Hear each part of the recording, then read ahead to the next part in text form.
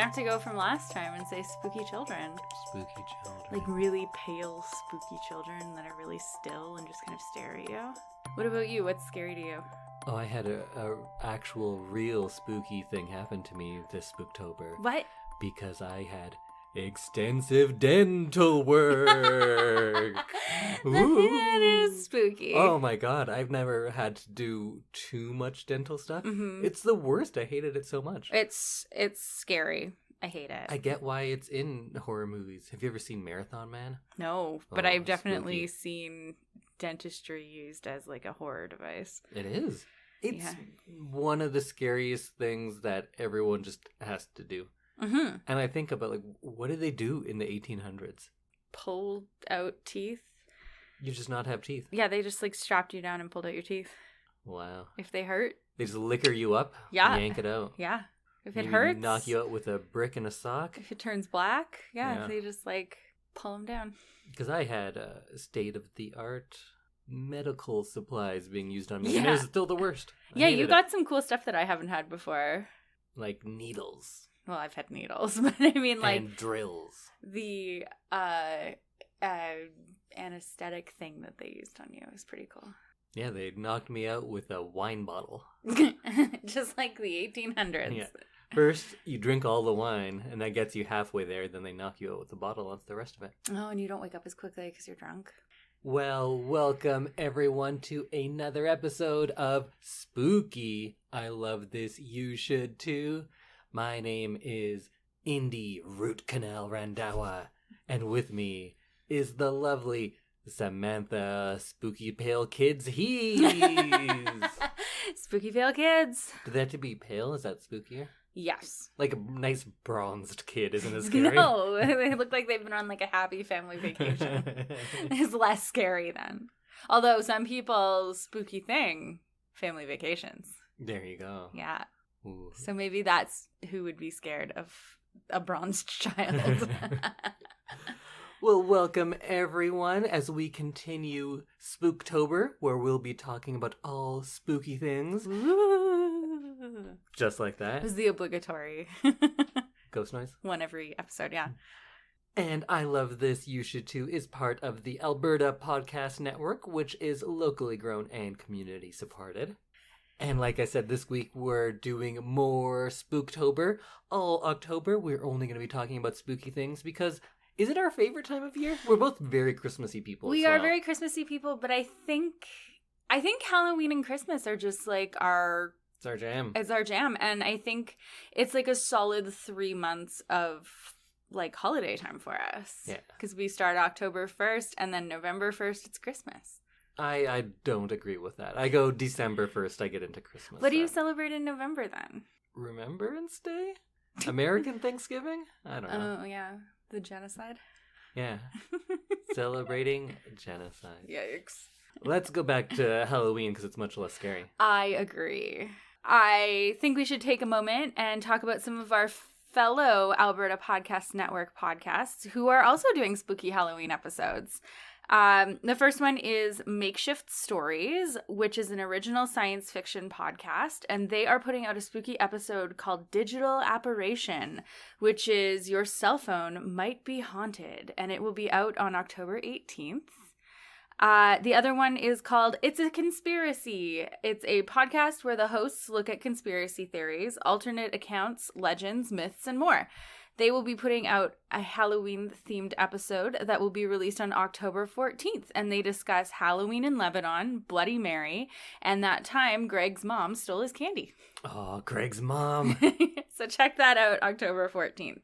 And of course, we look forward to listening to those episodes too. Yeah, I want to hear all about Greg's mom.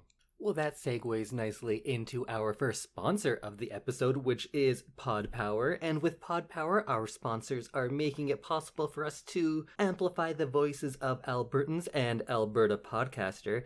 And this episode, the Edmonton Community Foundation is helping us give a Pod Power shout out to, I'm going to go with one of my favorites, and that is my good friends at Overdue Finds Oh, from the yeah. Edmonton Public Library.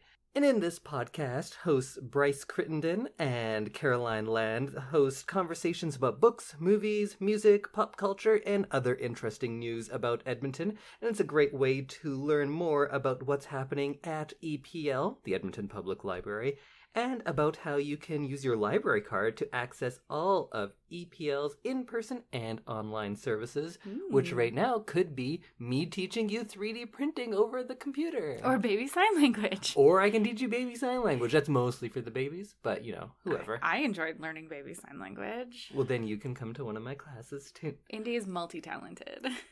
And I, of course, have to then shout out a specific episode of the EPL Overdue Finds podcast both because I'm on it and because it was a horror-themed Halloween one. Oh, so more that spooky. Is episode 42 entitled Oh, the Horror, where I get to talk about a few things I love, which is, of course, is Halloween, Night of the Living Dead. There's some Shining in there. So you can check out that podcast or any of their other episodes. And you can find that wherever you're listening to us. You could find Overdue Finds, or you can go to the EPL website, which is epl.ca. And if you add a /podcast, you can go right to the Overdue Finds site. Awesome. And you can find all of these podcasts wherever you're listening to our podcast. Well, let's get into our spooky stuff. And this week, we are each going to give you a spoiler-free review of something we're into that is spooky. And then Samantha will tell us what we are going to watch for next week's big episode. But before that, Samantha, what's your thing of the week? So my thing of the week is a podcast. It is called The Labyrinth. It is a Spotify exclusive, and it is made by the makers of Case File. So if you're familiar with Case File, they do a lot of true crime, and this podcast is a documentary series narrating the case of a mysterious disappearance from the National Forest in Arizona. Oh, there's so many national park and national forest disappearances. I know. I've been getting pretty into it, and then this one came out, and I had to listen to it. So it's really interesting. My favorite ones are the ones where someone disappears and then reappears weeks later, hundreds of miles away, and they don't know how they got there. And they have no memory of where they've been. But tell me more about this one. So this case surrounds Janet Castron, who disappeared in 2015 when she was camping with her family in a remote location near the Chirichua Mountains in Arizona, where she seemingly vanished into thin air without anybody noticing. One of the really interesting things that you find out in the second episode is that she suffered a pretty traumatic brain injury. So she wouldn't have been wandering off or driving away or going off with anybody because she was pretty dependent on her parents. It turns out other similar disappearances occurred nearby around the same time, prompting questions as to whether there may have been a connection between them. Labyrinth also explores the general topic of people going missing from national parks, and in this podcast you hear interviews with members of law enforcement agencies, family of the missing, as well as insights from some renowned crime analysts. That's really interesting because this whole idea is... it's just so big because there's so many disappearances. Yeah. And I'm sure you probably know better than I do, like the numbers on it, but it is a shockingly high number. But it's interesting to get into one specific case like this. Yeah. So are there multiple episodes in this, all about the one case? Yes, there are 10 episodes out right now. I kind of listened to all of them really, really quickly, so I'm not 100% sure if there's more because I haven't been back to check yet, but it was kind of one of those podcasts where you just keep loading up episodes because you just want to really hear what's going on. You get really swept in. Feel free not to answer if this spoils it, but do we get an answer? Or does it spoil it to answer that question? I don't want to answer. Okay. I don't want to answer because I want you to go on the ride that I went on. Sure.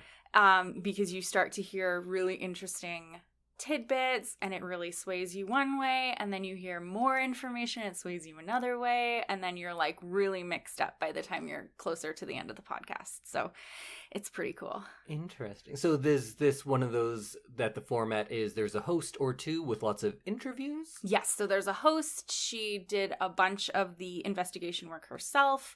She does a whole bunch of interviews herself. And then she also has people who just like come on and speak as well that aren't really in interview format. Interesting. Yeah, so if you're really into national park disappearances, this is definitely a good show because it's a little bit more of a deep dive. Okay, you don't have to give away too much, but is there mention of aliens in this? No. Okay. I wish. I was kind of hoping it would be an alien I would one. have told you about this one sooner if there had been aliens mentioned in it, because I bring you all my alien-related content. I'm getting really into aliens right now because, so everyone has different coping mechanisms. Mm-hmm. And the news is very hard to read. Yes. It doesn't stop me from doing it, but I need some sort of palate cleanser afterwards. And my go-tos are cat videos, dog videos, and alien stories. Mm-hmm. Because aliens, believe it or not, and I don't even know which side I fall on, it's harder. I guess everything can be political, but I can read a story about aliens and it's not also tagged on like, oh yeah, and let's kill the Jews. Yeah. Because so much of everything gets into either racism or misogyny is built into everything I read anywhere, it seems. So true. And if aliens, I think if aliens were to come, I don't think that they'd discriminate by race.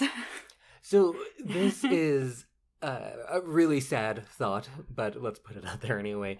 Over a year ago on this podcast, every now and then we get something really right. Mm-hmm. Every now and then we get something really wrong, and it is on the record. Yeah.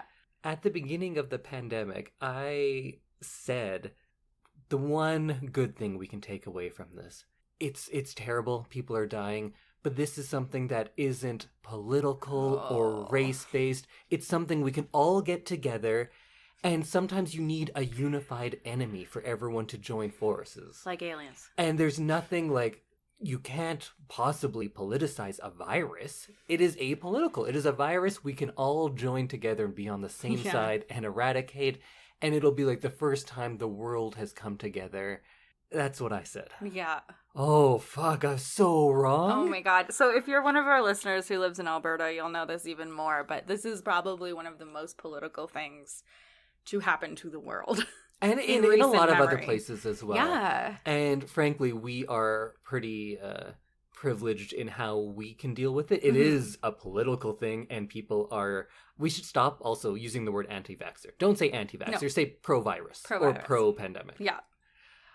There are a lot of pro-viral people here for some reason, but we have the infrastructure where we can still live a lot of our normal lives. Mm-hmm.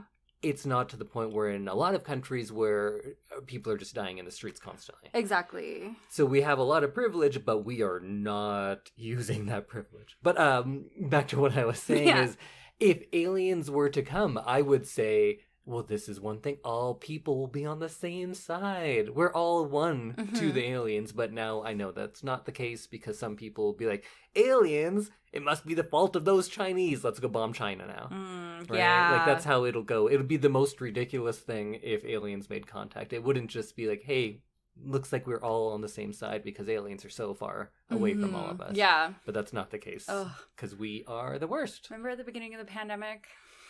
I do. We were such babies then. Yeah. I was scared in a much more innocent way. Yeah. Now I'm scared and disillusioned in a worse way, I guess. Because now I know that people will just let other people die. Yeah. And they don't care. Just step right over them in order to get what they need. Yeah. Yeah. It's weird being jaded and scared. You know what it is? It's spooky. Seen what's spookier than lack of faith in your common man.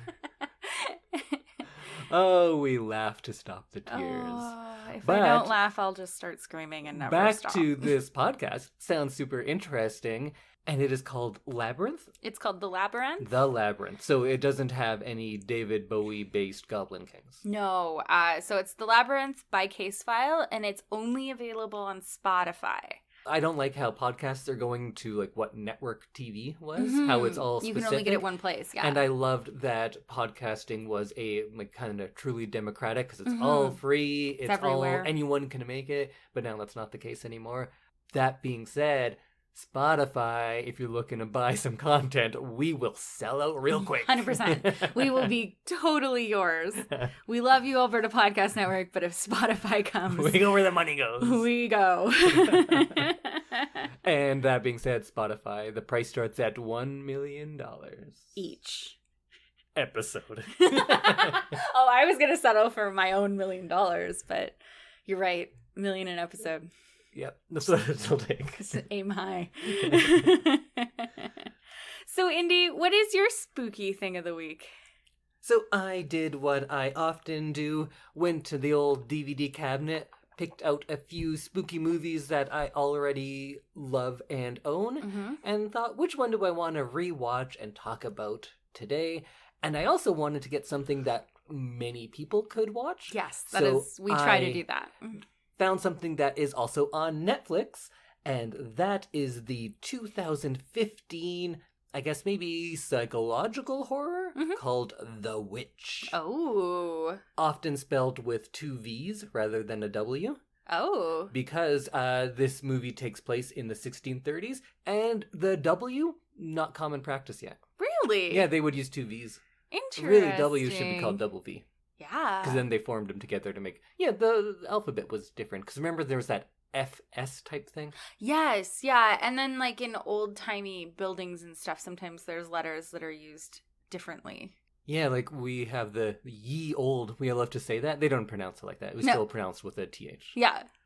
The old. But anyways, so in 2015, I went and saw The Witch in theaters. And...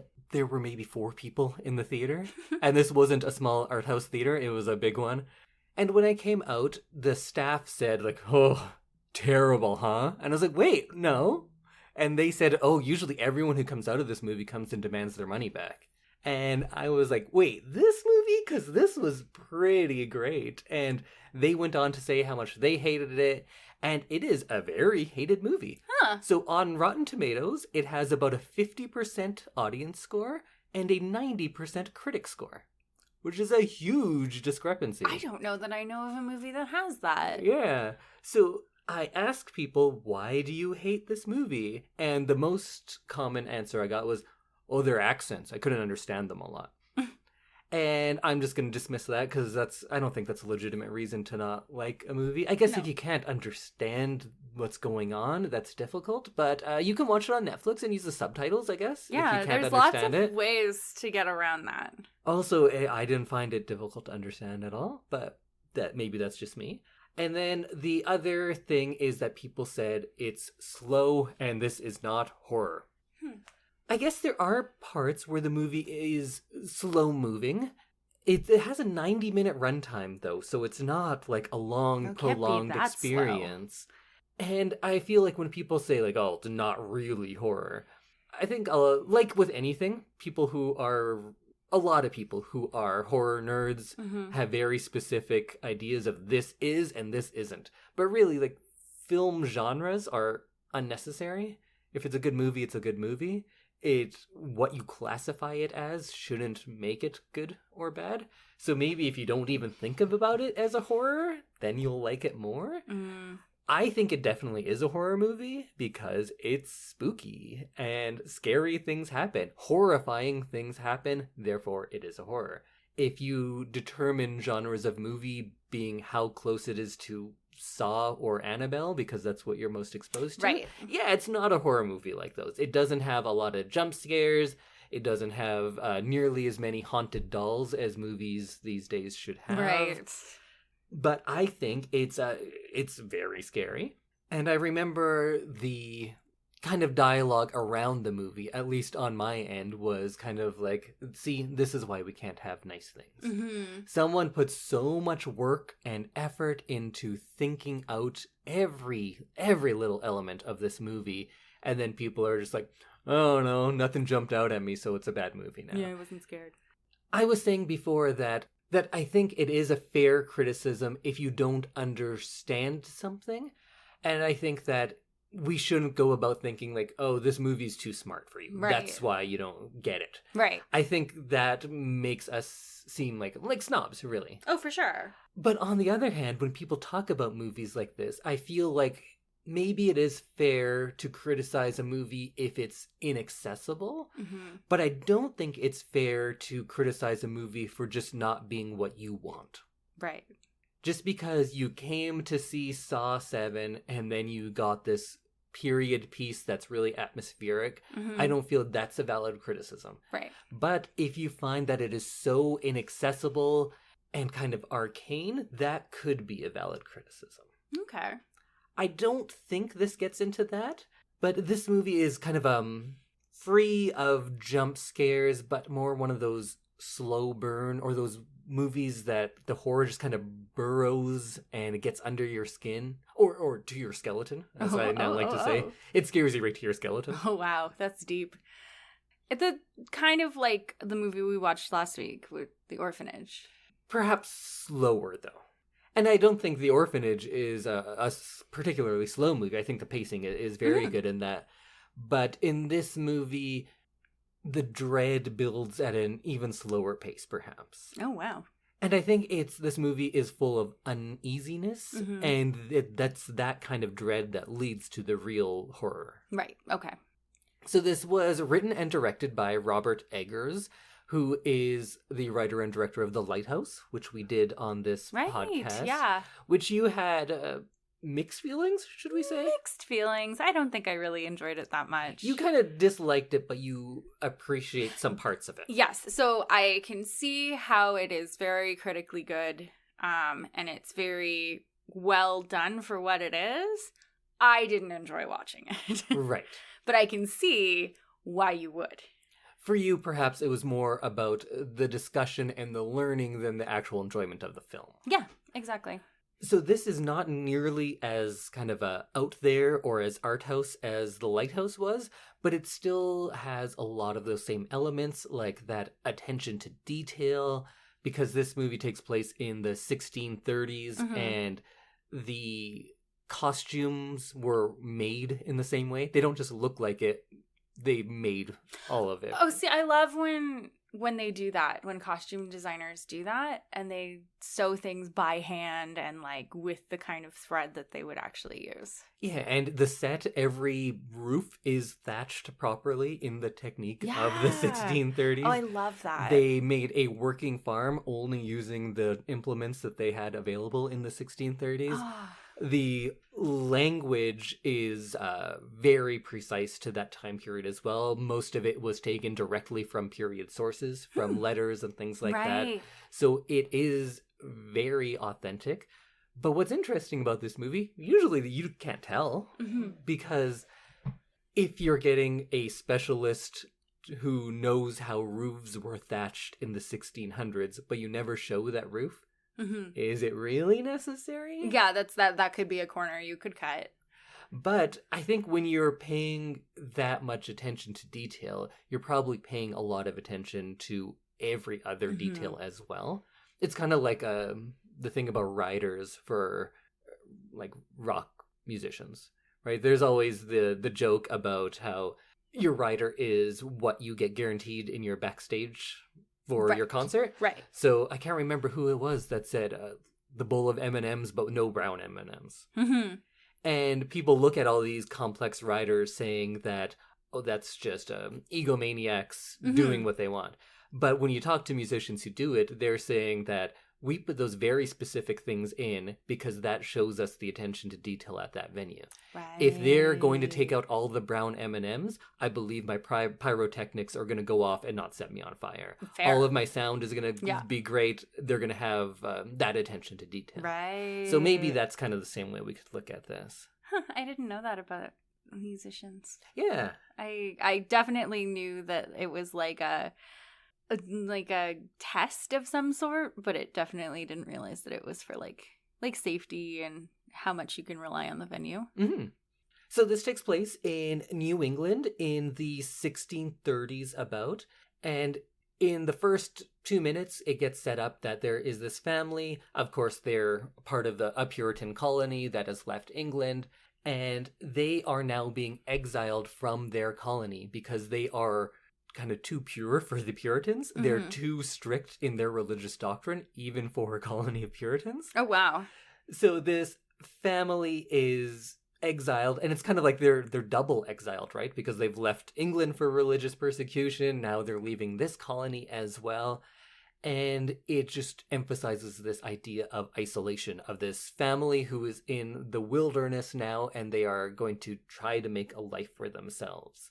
And they live on the limit of a forest. So there's a forest just that they can see, and they're living in a clearing trying to farm. And that's like classic fairy tale allegory stuff, that there's this forest and that always represents the unknown, the dangers of the new world, all sorts of different things like that. And that's why all of those fairy tales, there's something in the forest. There's a witch of the woods. Right. And that is definitely what this movie takes off of. Mm-hmm. In fact, the full title is called The Witch, A New England Folktale.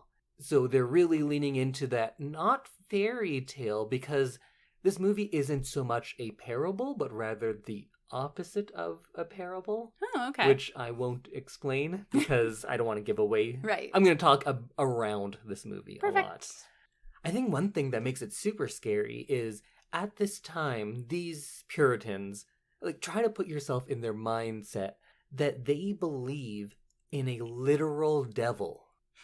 Isn't that scary when you think about it? That is scary, yeah. Because I'm very far removed from that. I don't believe in, like, literal hells or anything like that. But they did.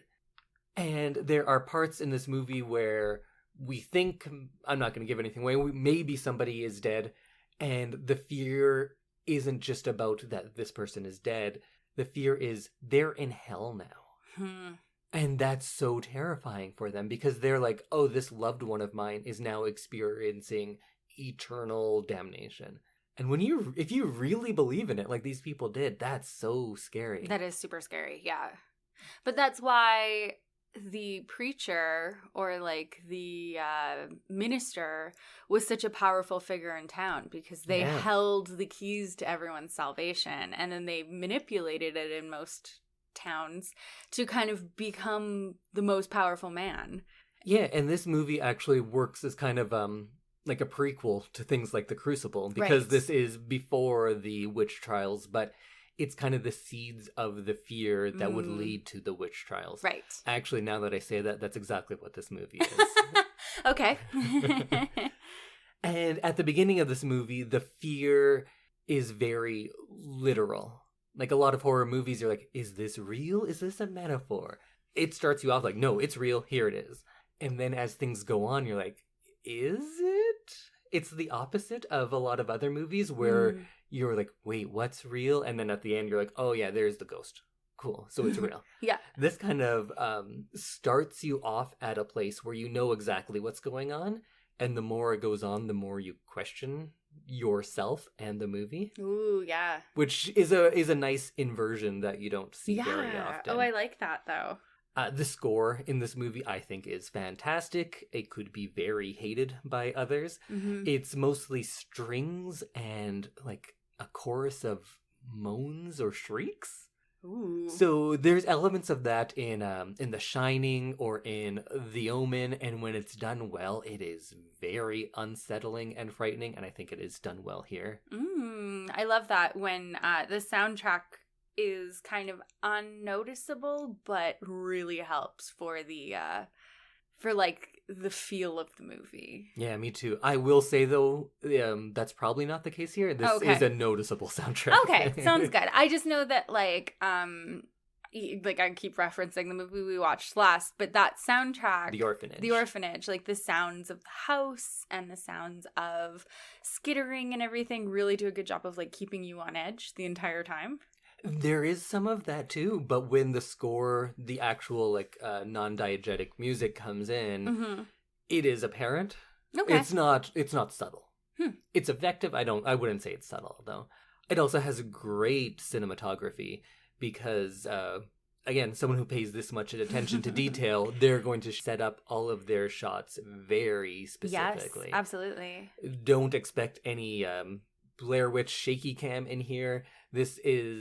It reminds me of The Shining in a lot of ways because they're clearly classic formalists in how they set up things. It's not avant-garde in the way the shots are composed or the way the film is made. Right. They are employing things to a different end, perhaps, and the storytelling may be very new and innovative, but Kubrick and Eggers are definitely formalists. Right. They know the language of film, and they're not breaking new ground in that respect, but rather through the storytelling and themes. Okay. A lot of shots in this are directly from paintings of the 1600s. If you are an art historian, you'll probably be like, oh, yeah, I get that one. And I don't want to say the painter because that gives away a lot of the ending. Oh, okay. Because if you go like, oh, yeah, if that's the painter you're mimicking, I know what's going to happen. But the ending, I think, very cool. A lot of people don't like it, but a lot of people don't like this movie. So I'll just leave it at that. It also deals a lot with religious fervor and religious hypocrisy. And of course, something of this time period kind of has to tackle that on. And so many movies that have witches in them are very anti-woman, right? Yeah. Because the very nature of what we think a witch is just kind of, in this time period, you are either a chaste, like saintly woman who takes care of her virtue father and her or honor. husband. Yeah. That's your one option. Your other option is witch. Yeah. There wasn't a lot of middle ground. And this movie, I think, can be read on a very strong feminist level. And I think there's a lot of stuff that is a clear reaction to these binary patriarchal systems.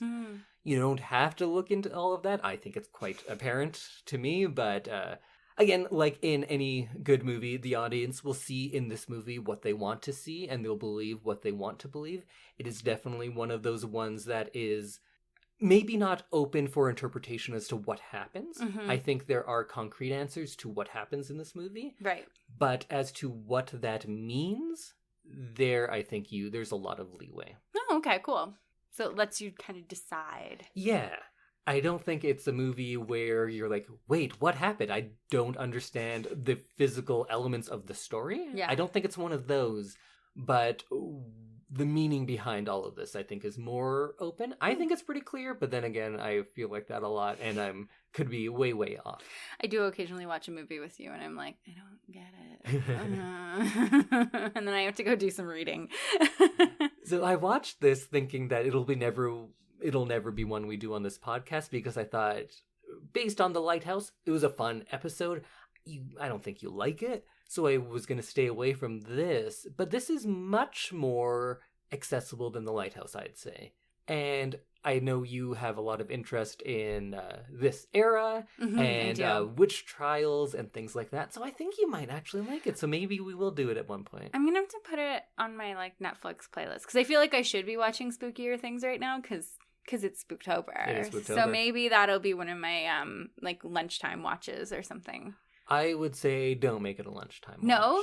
If you're going to watch a movie like this that puts so much work into atmosphere building, sit down, put it on a good screen, not on your phone, turn off the lights. It's only an hour and a half. Sit down, watch it, give it a chance, because it really relies on this atmosphere building.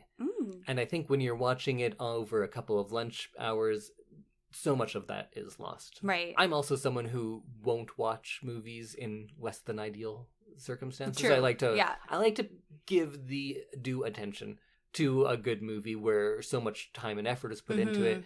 If it's Rush Hour 3, maybe I'll watch that over a few lunch breaks. That's fair. That's why I definitely have genres of shows that I'll be like, okay, that's a lunch watch. And that's not even a slam on Rush Hour 3. I actually really like Jackie Chan performances, and I think he's very enjoyable. But yeah, The Witch, sometimes spelled with 2 V's instead of the W, is available on Netflix or at your local library, whatever like that. And Eggers went on to do The Lighthouse after this. This was his debut, and when this came out, I was like, I can't wait to see what this guy is going to do next. Around this time, actually, there was a lot of horror films that came out where I'm very excited to see what the director would do next. I think there is a kind of a resurgence into some good quality horror, because I think this same year was The Babadook and It Follows. So some really interesting stuff. And now I hear Eggers is doing a Nosferatu remake.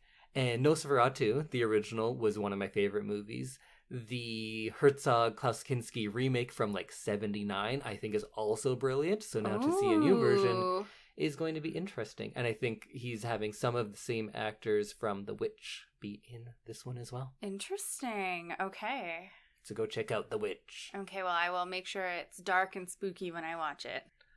Well, that brings us to our second sponsor of the podcast. Our sponsor is Roomy by Atco. If you've been listening for a few episodes in a row, you'll know that Indy and I just recently bought a house. And we've used Roomy a few times to get quotes from contractors. They have an Ask a Home Inspector service where you can speak to a home inspector without having to completely hire them and get some advice on how to best proceed, whether it's a plumbing issue, an electrical issue, or if you're trying to just fix it yourself. The Ask a Home Inspector program can kind of point you in the right direction for your project.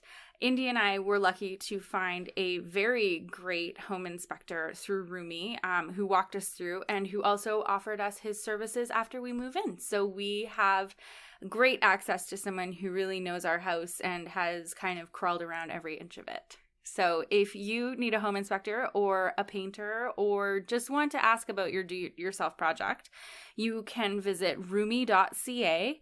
That's RUMI.ca. And let Roomy's trusted local experts take care of your home. Did the home inspector find any ghosts when they were inspecting? I think that might be a separate service. Okay. Yeah. So Roomy, yeah, that's a good clarification, does not provide ghost-busting services. No. Yet. I'm sure it's coming. It's Let's a fairly new program. That, yeah. We'll send an email in and say, hey, could you get some ghost services on your menu, please? Well, Samantha, what are we going to be watching for our next movie? I'm very excited because last year you couldn't think of a spooky movie that I hadn't seen, so we did a classic, something we both were fans of in The Exorcist, which is a good episode. Go check that out. That is a very good episode. But it is something original that I have not seen this year, right? Yes, yeah. So I really took the theme of our podcast to heart and picked a movie that I saw in the early 2000s. It came out in 1998 and is based on a novel of the same name. It is Practical Magic. All right. I know pretty much nothing about this.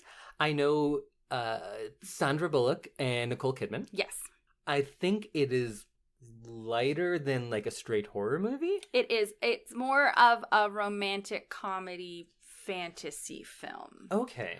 But it has some of those great kind of scary movie things like possession and magic and curses. Like a funny possession? No. Okay. No.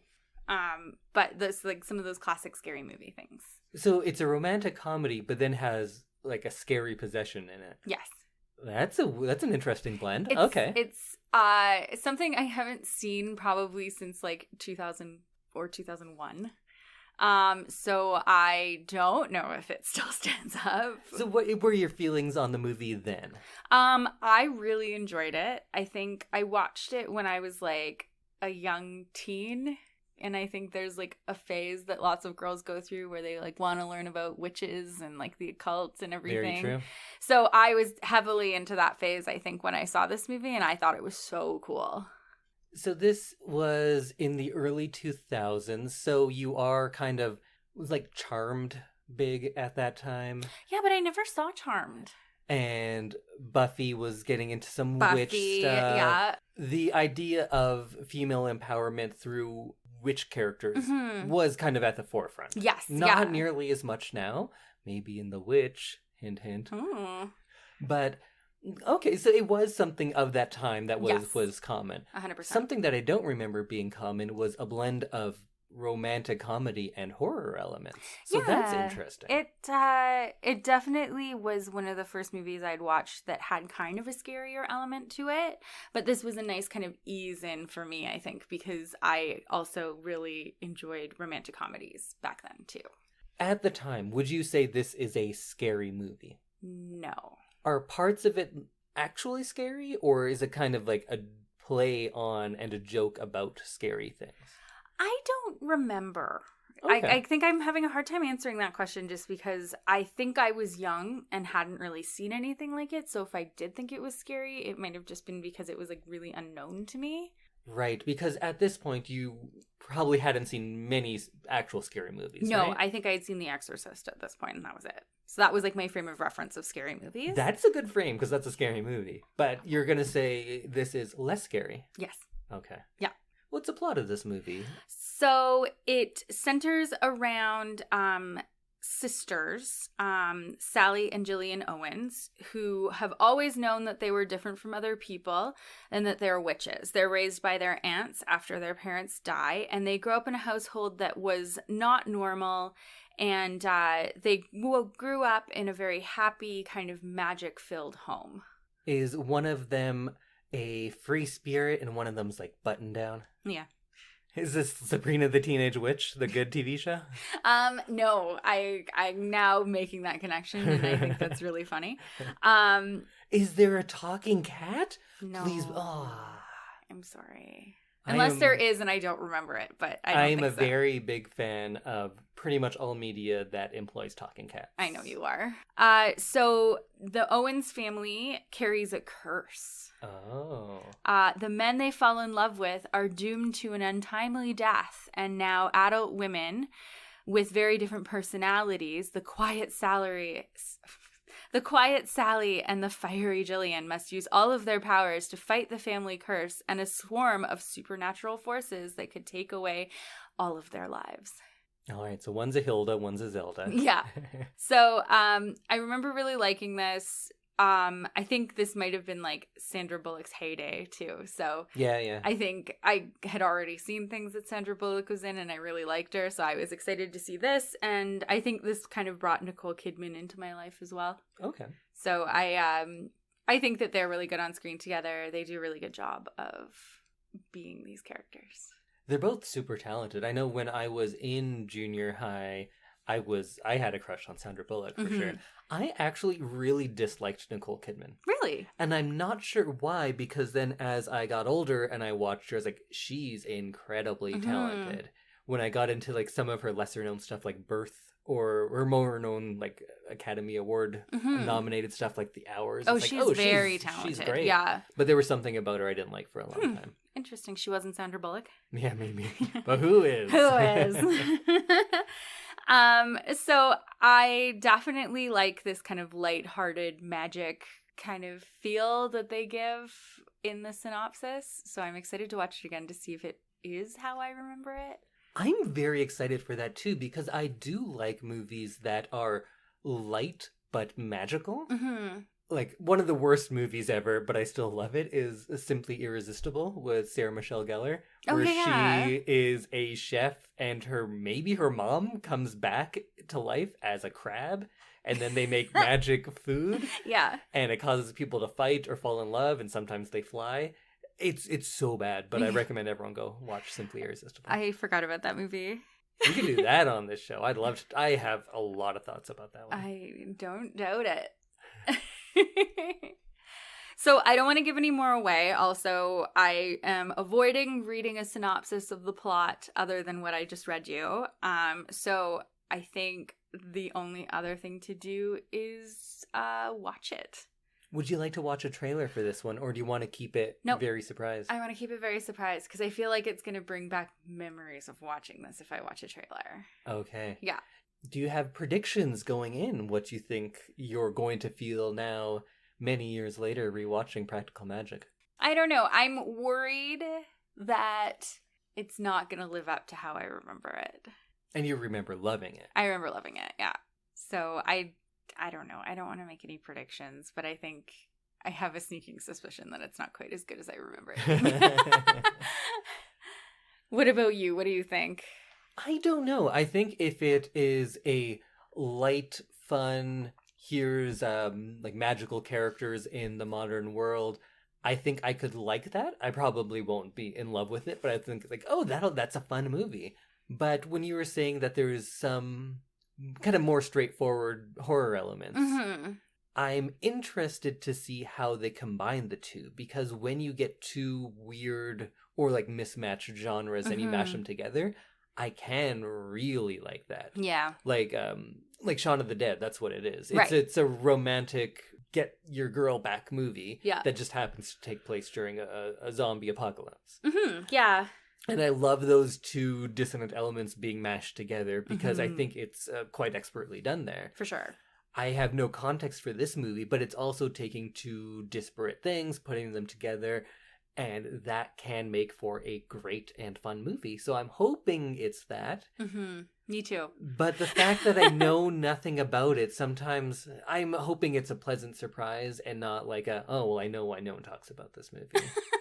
Yeah, I'm nervous. Again, like I am with anything that I used to love when I was younger. Do you know people that like this movie? Is it still kind of talked about and known? Well, Wikipedia seems to think it's considered a cult classic. Oh, okay. Yeah, so I think there is... That bodes well. Yeah, I think that there is a faction of people who really love this movie still. And it's like still readily available. Okay. So I think maybe it is still like really well loved. It's also interesting that I assume, based on the people in it, that this is a big budget, big studio movie. It is. And to get this kind of plot into a big studio movie, like this is something that's horror romantic comedy. I love that kind of thing, but usually it is smaller, more independent productions that kind of do that. So it's interesting that this was in a time where you could just make that kind of movie. I guess I'll have to see it, but from the description, it sounds like a movie that would not be easy to get made today. Yeah, I think so. It costs $75 million to make. It is... $75 million? Yeah. This better look amazing. It didn't quite make its money back in the box office. Oh. But it's... $79 million in 98. Yeah. Oh, this is a big budget. This is a big budget movie, yeah. For a romantic comedy. Yeah. Where'd all the money go? I'm going to be curious to see that. Yeah, I think so. It also has Diane Wiest? Diane Wiest. And I like Diane Wiest. And Stockard Channing in it. Okay. Yeah, so it's got a big cast. Are they the two aunts of the two main characters? Yeah, so they play the aunts. I'm already into this cast. This whole family, like I remember thinking that they all went together really well. Oh, and then, so we have those four. Yeah. I'm sure we have probably two male leads. One who is like a nice, upstanding guy, and one who's kind of a rebel. Yes, so... Is that part right? Yes. Is it? I believe so. So I don't want to, like, spoil any more of what... Sure. Like, who else is in it. Oh, just don't even say the names? No, I don't want to... Oh, is it people that everyone knows? No, they're people that you're going to guess immediately and be like, oh, that's that guy. Well, I'm going to see them on screen and know that too. No, but I want you to do it while we're watching the movie. Okay. It's also got Evan Rachel Wood in it. I don't remember who that is, but I know the name. She was married to Marilyn Manson. She was in Westworld. She's the... Robot lady in Westworld. Aren't they all robot ladies? No, but like the one that goes on the journey with him. In the blue dress. Clearly very memorable. Yeah, so we're gonna watch that. It is available on Amazon Prime Video with a premium subscription. So I believe you need the Stars subscription to get that.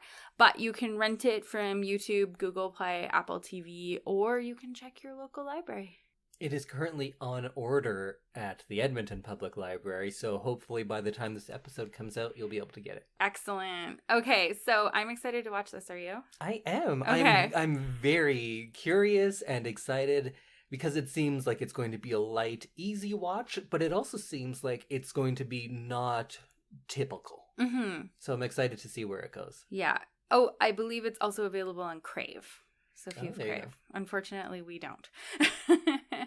But yeah, so let's meet back here next Monday when we have watched Practical Magic, and we'll find out what Indy thinks about it. It'll be both practical and magical. Oh, so magical. Everything's magical with you, though. Everything's practical with you. That's not the truth at No, all. that's the You're other not way. the practical. Magical. Magical. Everything's practically magical with you. Okay, well, we'll see you next week. Don't get spooked. No, I'm going to get spooked. It's more fun. Okay, get real spooked. Get spooked, everyone. Okay, bye. Go spook yourself.